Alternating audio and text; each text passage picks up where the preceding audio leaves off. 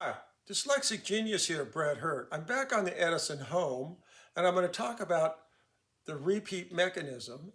And sometimes you'll find an Edison, a Triumph, or a Home or something, and it has this funny slot right here. That's because there's a piece of leather here, and when the repeat mechanism works, this piece here, this carriage piece, comes down and hits here, and then goes back here. But when it repeats, you don't want to hear boom. This is the cushion. So what I do is I get a piece of leather that's a little thicker than this slot. I don't know what dimension is, I just figure this out. New belting material fits in, but it's not, it's loose. So you have to get some strip leather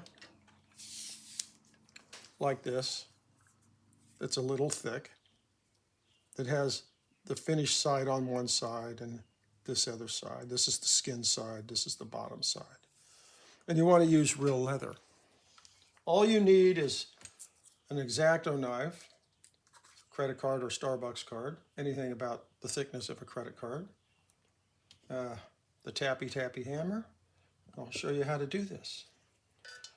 First, you're going to take sandpaper like this, and on a flat surface, you're going to put your fingers on it like this and drag it to get off the skin part, the outside. So you're putting the sandpaper on your...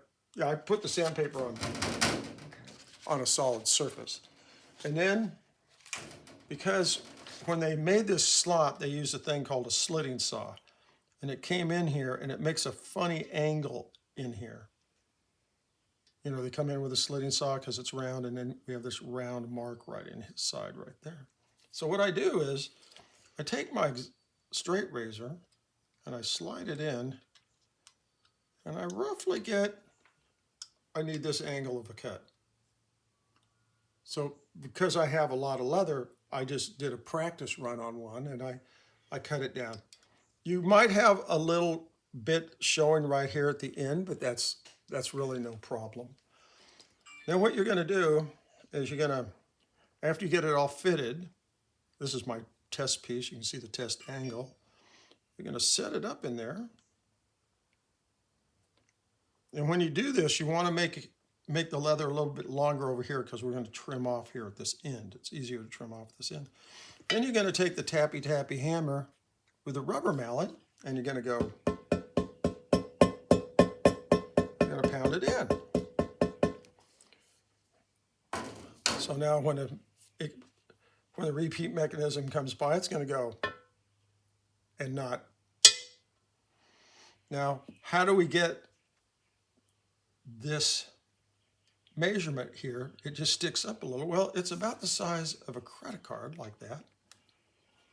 And all you're going to do after you get it all tapped in, let's just pound this in.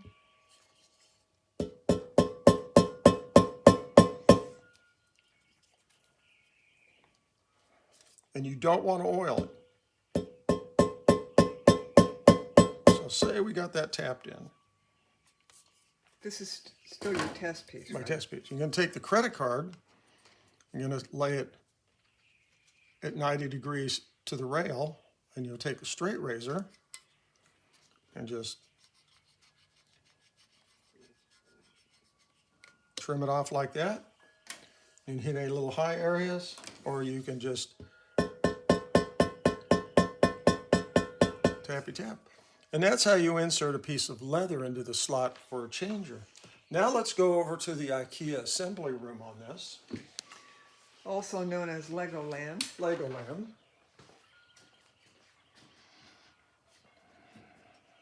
Now we're looking at all the parts here that fit in to the top of the housing, including the repeat mechanism here.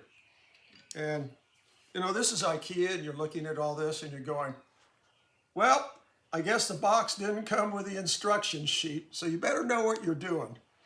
You know, this is all here. On this, I'll point out I've rebuilt the reproducer.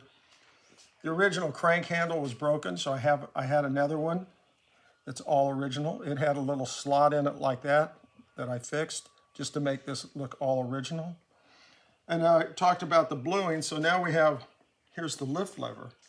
And now you see why we're bluing the screws and the bolts on this, because this makes it look very nice like it was originally. You know, this is a lot of fun, and that's my tip for the day.